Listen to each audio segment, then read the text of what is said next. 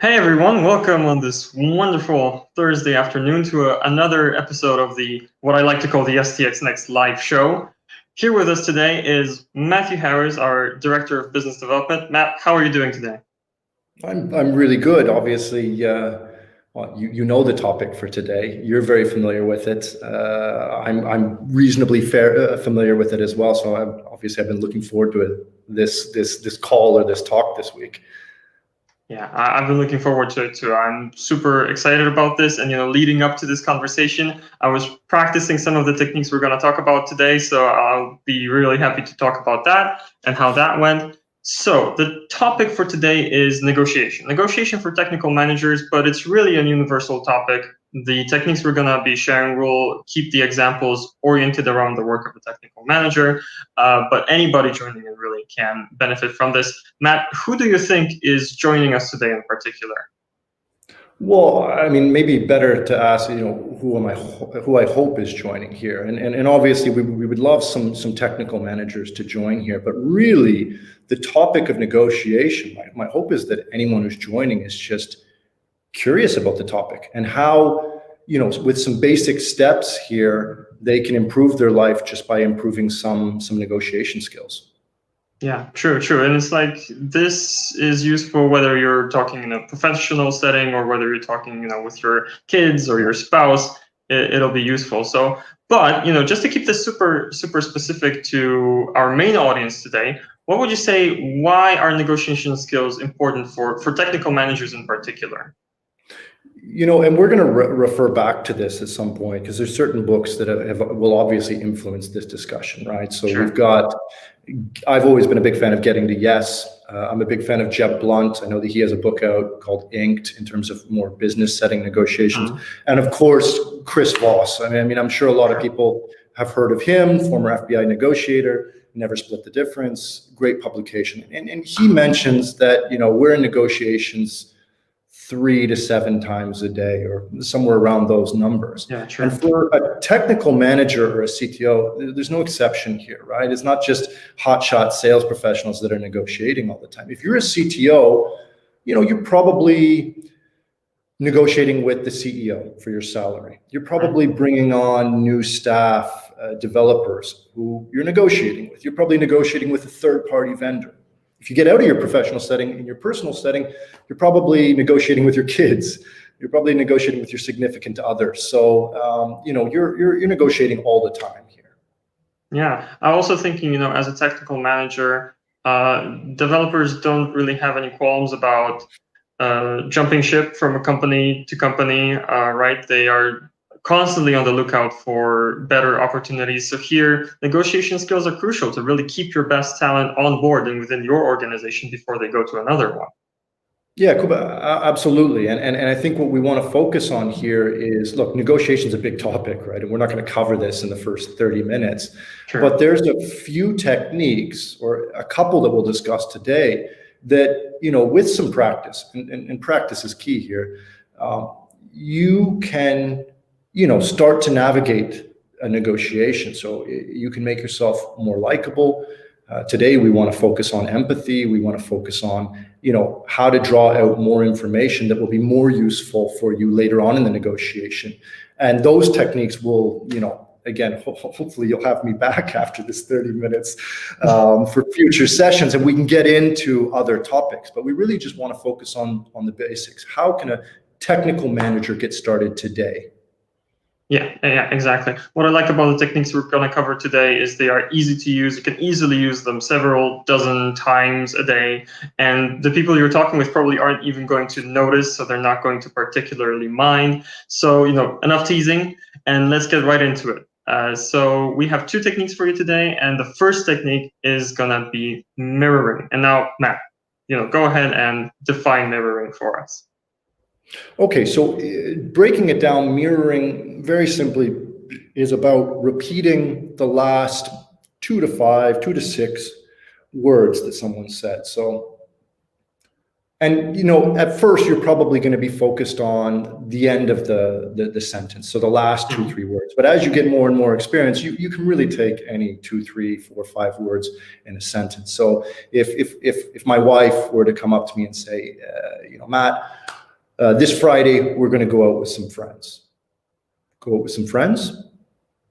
Okay. This Friday, we're going to go out with some friends. This would be repeating what she said. And what this really, sorry, maybe I'll let you jump in there a little bit more. But in short, this is what mirroring is, right?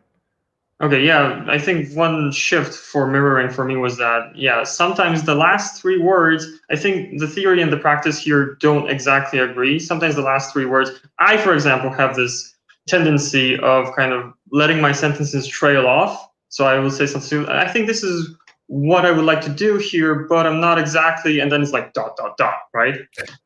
And I don't know if a mirror like you're not exactly would work here, but I wonder, do you ever have speakers like they trail off, and what do you do with those? I mean, I've been told that North Americans are really bad at that. So me being a North American, not finishing a particular sentence, right, and letting that down. I appreciate the fact that this is not limited to North Americans, but yes, I mean, you probably won't want to trail off in this way, but you're going to want to repeat 2 or 3 words. If the person who's talking to you has sort of trailed off, this is where a little bit more practice, well, maybe I can take 3 words a little bit earlier in the sentence and still, be mirroring. And in essence, all I really want to say is to that person is, I'm interested and I'd like to hear a bit more here, right? So it's really important that you use sort of an inquisitive voice as well. So I do want to stress this. If my wife came over to me and said, we're going to go out with friends on Friday night, and I say, Friday night, it's going to give a different, I've definitely just mirrored, but my body language and my voice tone is probably going to get me into trouble. So yeah, that sounds a little bit more confrontational, right? Like, how could you possibly suggest that? Don't you know that I have volleyball on Friday, or hockey maybe on Friday? Maybe some ice hockey. Yeah, definitely. Sure. Okay, so so this is generally how it works. But now, how do you know that it's actually working? So when you're in a negotiation kind of setting, what effect are you after by using mirroring? So if you've landed a good mirror, you've got the other person talking, right? You haven't had to use a question at all. They're going to give up more and more information. So they're going to relate to you better. They're going to probably find you very likable. But in a negotiation setting, you're also going to draw out a lot of useful information, right? Again, that's going to be information that is going to be key later on, right?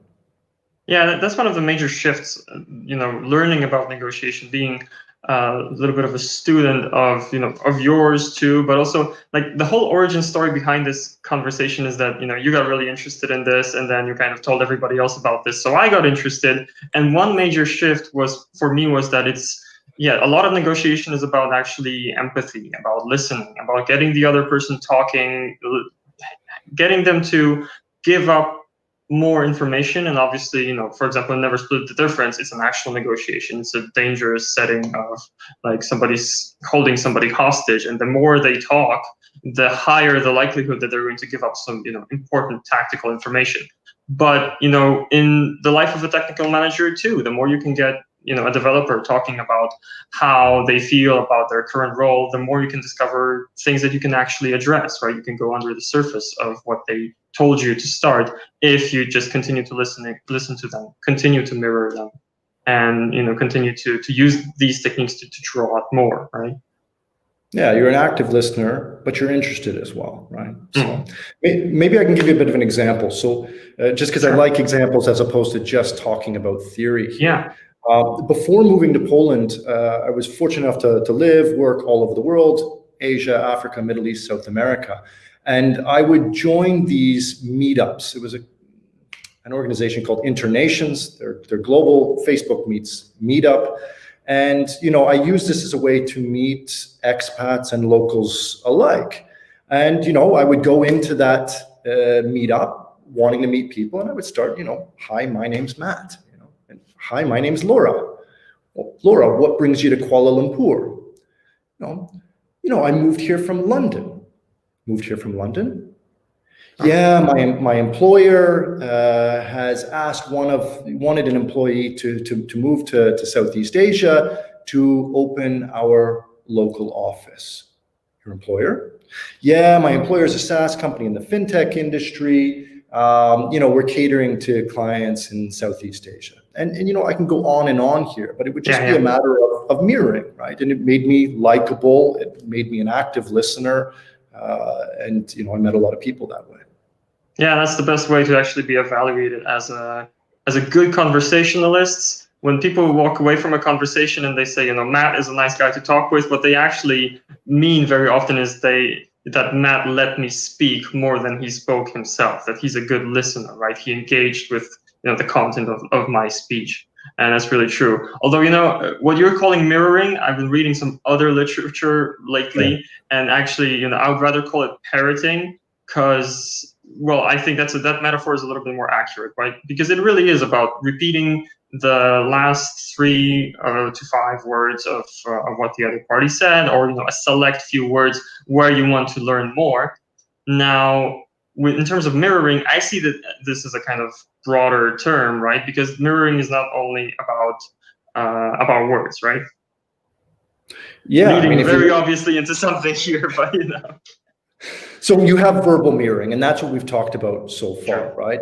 And we can come back to a little bit of what happens if it doesn't work, because I would like to touch on that a little bit. Sure. But mirroring applies to physical mirroring or nonverbal mirroring as well here, right? So that is really, okay, if you go into a meeting, are you, if the person you're talking to at the other side of the table, if they're leaning back, you lean back a little bit, right? Don't make it super obvious, but you lean back a little bit. If they're leaning forward, you lean forward, right? And again, it's the same, should have the same sort of impact. It makes you likable, relatable. There was, just not to do too much in terms of theory, but, I've heard this called the chameleon effect. And there was somebody doing a study on the MBA program, which I'm familiar with this to a certain extent, and they conducted a study in terms of the chameleon effect, or physical mirroring, and they grouped 2 different groups. So one group of MBA students, and they said, okay, you're going to go into a negotiation right now, and you're going to mirror, right? You're going to mirror this person. And the other group, they said, just go through the negotiation. And what they found from these MBA students is that 2 out of 3 times, 67% of the time the group that was told to mirror, they came to a positive agreement in the negotiation. And the other over group 60%. was about 10%. Yeah. Okay. Well, I mean, that is a huge difference. And just to be clear, were they asked to mirror just, the movements, or also the content of the speech? So this one was, as far as I know, was only about physical mirroring. So I'm not even touching on what are the impacts of verbal mirroring. This was only looking at, say, the chameleon effect. So from what I understand, this was just physical mirroring. So.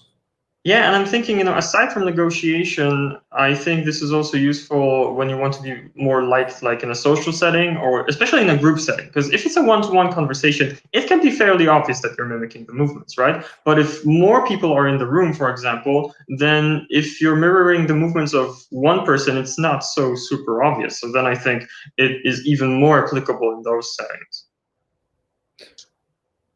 That the physical mirroring is more applicable on a one-on-one setting or in a group setting? In a group setting. I meant in a group setting. So sorry, that wasn't super clear. Okay. Absolutely. Yeah. And I'm thinking, okay, circling back, because you mentioned you also wanted to talk a little bit about what if it doesn't work, right? So let's say, I'm in a negotiation type of situation. I'm using, somebody just finished their utterance. I said the 3 words, and there's silence, and they're confused. So how do you maneuver yourself out of that? I mean, first off, silence is okay. This is something we definitely have to get used to. And I like this discussion around what happens if it doesn't work, because very often when you're reading these books, they do suggest you should practice or these courses, but very often they don't let you know that, hey, sometimes, we're going to fall flat. We're all students of negotiation in this case. But very often, from what I've seen in terms of a mirror, some of the reasons why it might not have worked, again, tone of voice, body language. Were you inquisitive? Did it sound like you were genuinely interested, right?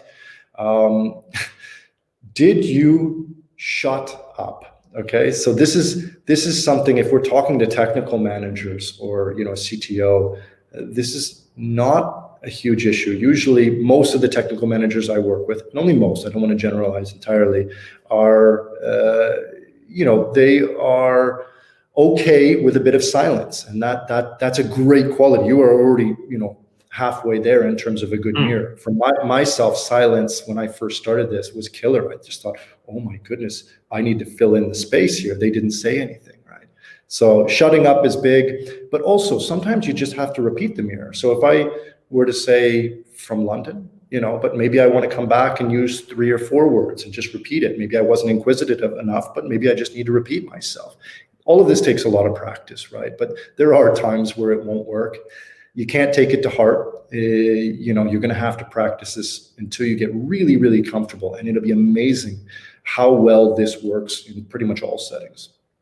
Yeah, like with any skill, it's all about building the habit. I like, Chris Voss of Never Split the Difference. He mentioned that you need to put in your reps here. And so it's just like with physical exercise, you need a little bit of repetition for it to really sink in. And that's what I also like is that, I'm taking you as an example here because it's not like that we got into this topic, a month ago and now we're doing a live session about it because you've been raving about this for, I don't know, a year at least, right? Back when we were at the office, back before the lockdown, for example, we were still talking about this. So it takes a little while to really sink your teeth into it and to use every other conversation to really practice this.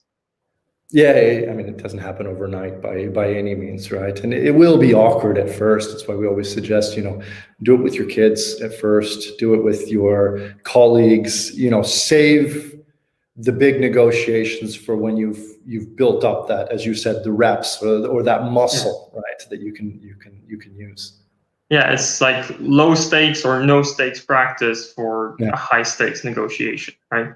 Okay, so do you think anything more to add about mirroring, or should we move to the other one?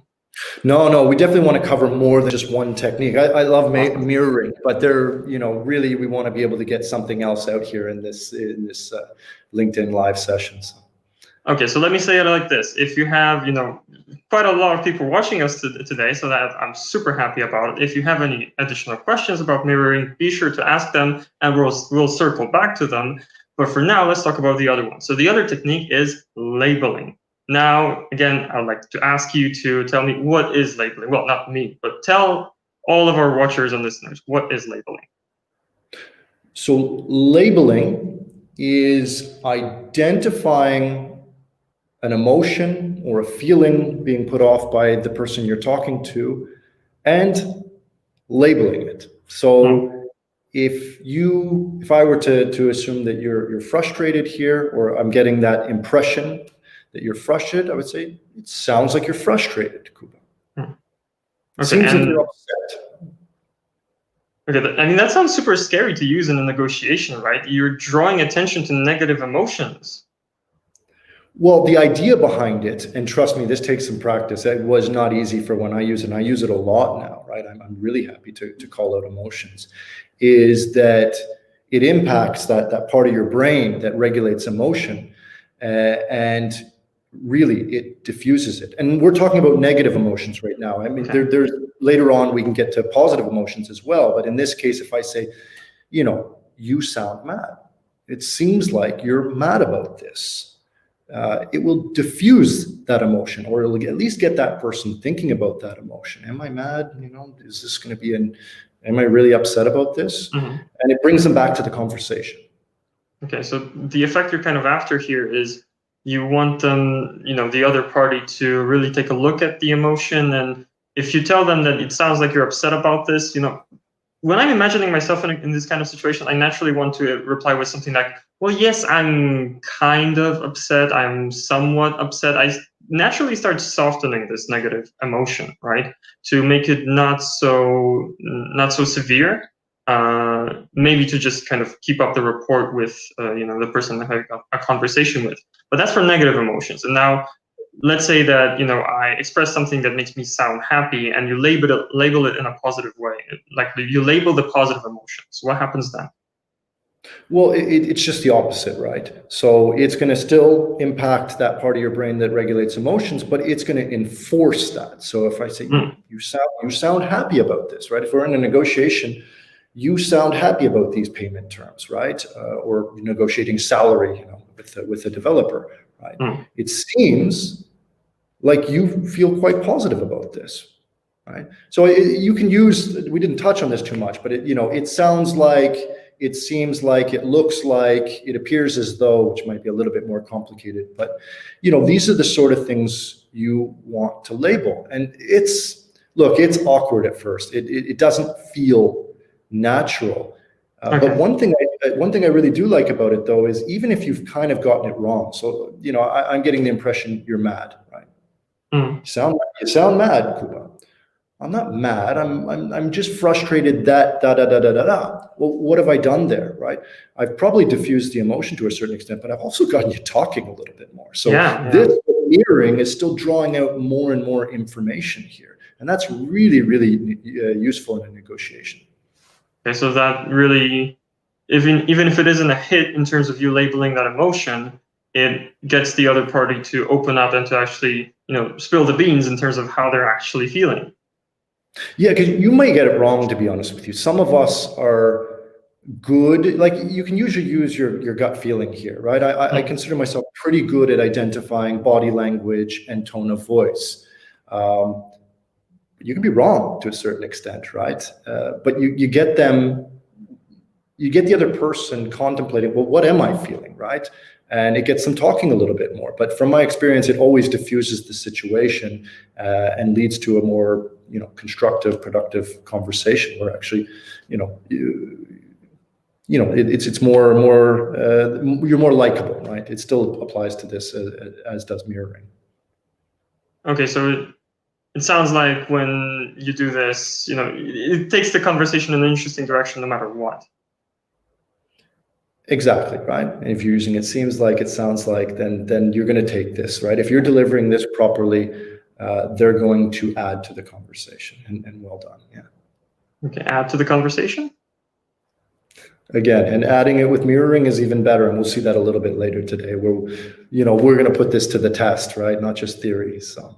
Yeah. I wonder, because between the two of us, it's really obvious when we're trying to kind of sneak in the techniques here, right? But maybe some of the people watching just now kind of pointed, at this and they said, wait, that's what we mentioned, right? Okay. So yeah, we do want to do a bit of a role play to kind of to finish off the conversation, but I don't want to leave anything in with regards to labeling or mirroring kind of unsaid. So in terms of actually applying both of these techniques to a negotiation.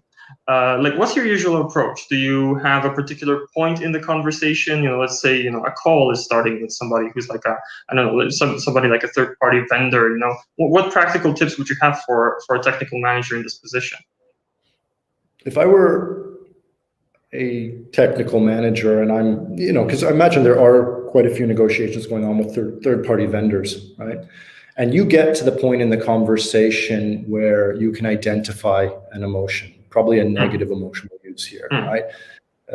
In this case, maybe in terms of payment terms, it sounds like the payment terms we've suggested are making you upset. They might say, Matt, they're not making me upset, but we've had issues in the past. Issues in the past? Yeah. Yeah, I gave 30 days payment terms and, they completely missed the term. Completely missed the term? Yeah, they paid 10 days late after a 30-day payment term.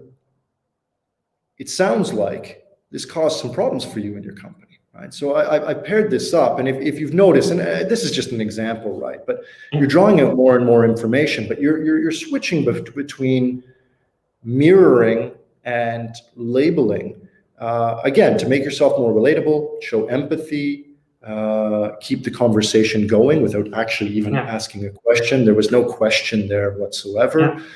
And all of this is going to be really, really useful as you get further on in the conversation. It could be that, hey, 30-day payment terms. Great. I just found out that they're offering 30-day payment terms. I only wanted 21. He was offering me 7. Maybe there's something there. Or, maybe I can get that 30-day payment terms, but actually maybe I'll just give him my private number, for example, and say, you know what, this is clearly, it seems like this is something that's really important to you. To make sure we pay, if we go one day over, here's my personal number, just, you know, give me a call, hold me accountable here, right? But all that extra additional information allows me to come up with something that, you know, is a bit more of a win-win. And that's really what we're looking for here. We're looking at engaging the other person. So. Yeah, and then you can address what they're really worried about because they told you about this and not what you think they might be worried about, right? You're not anticipating what might be in their head because very often, I mean, we're not mind readers. We don't know about that. And that's difficult, right? To put yourself in the other person's shoes. In the book, Getting to Yes, it's, you know, you want to look at perception, right? And the perception, the idea is the person that you're negotiating with is a person, right? And you want to put yourself in their shoes. That's not that easy to do, right? And this is where mirroring and labeling allow you to actually understand what their position is because they've told you, right? You're not just sort of guessing beforehand. And this is really, really helpful before ever getting into any sort of a concrete negotiation. Yeah. So I can see, you know, the way I perceive this, because you gave this kind of elaborate example of how you can combine the two. And the reason why it might sound a little bit awkward is that it goes kind of against the natural tendency of people to really want to just get their turn to speak, right? I'm in this negotiation, I've prepared all of these arguments, you know, I've prepared a solid offer, right, of what we want to propose. And I'm just waiting for this moment for the other party to let me speak, and then I'm going to convince them easily with everything that I have prepared. And it's, well, first of all, this is intuitive, but not effective, and you have to do the counterintuitive thing here. Yeah, I was definitely guilty of this early on, and I'm still, you know, let's be honest, I'm still guilty of it. It is natural to want to talk. You feel like you're potentially winning the negotiation. In reality, you're just doing yourself so much harm by talking too much. So yeah. I mean, this is something that we stress. You have to practice this. It's not natural. Yeah. So I suppose that's, you know, one takeaway. If you hear yourself talking too much, that's something to pay attention to. That's something that can, you know, kind of, it could be a little bit of a red flag in a negotiation setting. And the second, so one thing I wanted to mention, you know, from my research on this is that not to overthink labeling. You just use a few of these phrases. It sounds like, it feels like, I forget if there was a third one that was kind of classic, but it sounds like. It looks like, right? It looks like. Looks, feels, sounds, seems. Yeah. And then you say, you know, the first thing that comes to your mind really, or the thing that seems intuitive to say, you just, you know, think about, you know, what thoughts you're having about this person. So it sounds like, with talking with you, it sounds like you're really excited about the idea of negotiation. And that's, you know, enough. Yeah. It seems, it sounds, then add on an additional amount. And then again, shut up, right? And this is, again, really, really difficult. And we talked about it for mirroring. One nice thing about taking, well, with a pandemic going on right now, is that we're using Zoom, Microsoft Teams, Google Meet.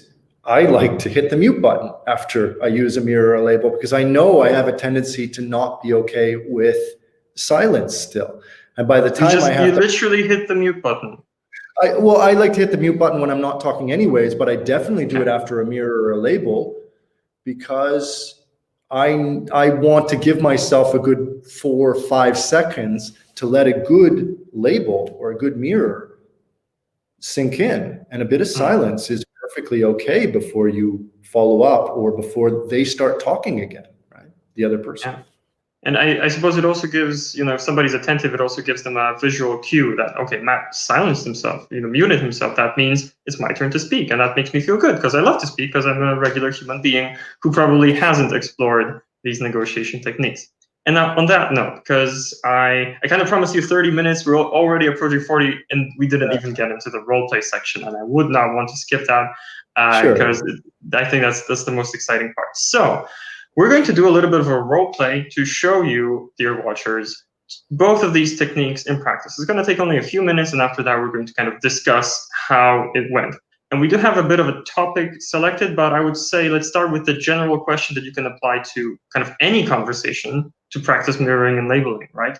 So that's the one about what are you passionate about. So Matt's going to ask this question, and then, you know, he's going to demonstrate these techniques on me for a little while, and I'll try to throw him off in a few instances, just so we can keep things interesting here. Yeah, like I said, this is always a practice. I find myself being caught in this on a regular basis, but we have to show what this looks like. And it's even better when the other person is well versed in the topic as well. So you can give some feedback afterwards of how you felt in that. So not to waste any more time, Kuba. Let's do it. What is it that you are really interested in or passionate about? Well, Matt, in my work, I'm really passionate about talking with technical managers, actually. Talking with technical managers. Yes, I feel like, even though I'm not a person who deals with technology day to day, technical managers can be really generous with the way that they share their knowledge. Generous with the way they share their knowledge? Well, yes. I mean, it always surprises me. I'm talking with somebody, for example, it's a content interview and we're putting something on our blog, and I want them to, expand on a topic, or I just want them to share what they know, and they never have any sort of issue with that. They always tell me more than I think I would share in a similar situation. It sounds like you really like to bring these technical managers out of their shell. Bring them out of their shell. Yeah, I mean, I suppose to some extent it really depends on the person, right? Some of them don't, but yes, it is true to some extent, because sometimes you have this type of technical manager where they undervalue their own knowledge. They have amazing stories to tell. They have really, really interesting techniques to share, frameworks that can be applied to anything and not just software development. And they're a little bit too anxious to share. Like, they don't think it's interesting because it's so obvious for them. I wonder if this has been your experience as well. I mean, from working with technical managers, I'm always really, really amazed at their breadth of knowledge. And very often it's in topics that I'm not that well versed in. But it really sounds like you like directing these types of conversations. Well, I suppose if I didn't like directing these types of conversations, maybe I wouldn't be doing live shows like this one. And if we're keeping this to 2 or 3 minutes, that's basically how, what that looks like. So Matt was using, as you could see, just mirroring and just labeling. And I tried to keep my utterances short. He kept me talking.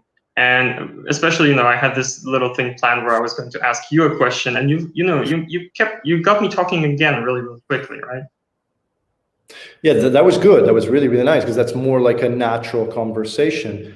And I think the way I came back actually pivoted the conversation a little bit. And I don't personally see why that's an issue whatsoever. We actually started to, if we had kept going with this, we probably would have talked more about how you like to, run podcasts or LinkedIn live discussions, etc. Because, it sounds like you're passionate about that.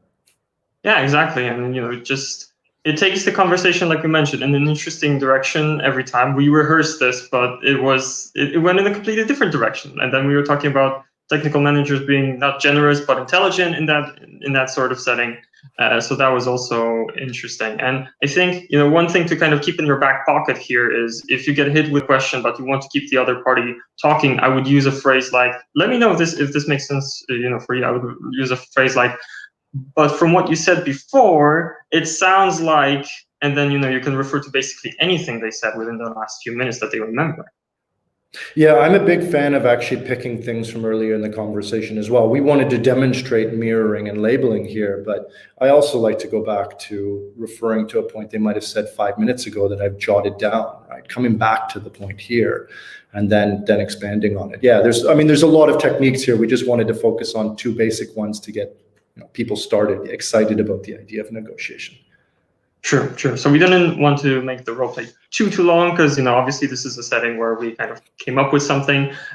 Use this in your real life conversations, and you'll see that this works in a similar fashion. And yeah, the one snag that I kind of hit is if I'm dealing with a person that's not super confident, then they might need this second mirror to actually get them going, right? So I said, you're interested in.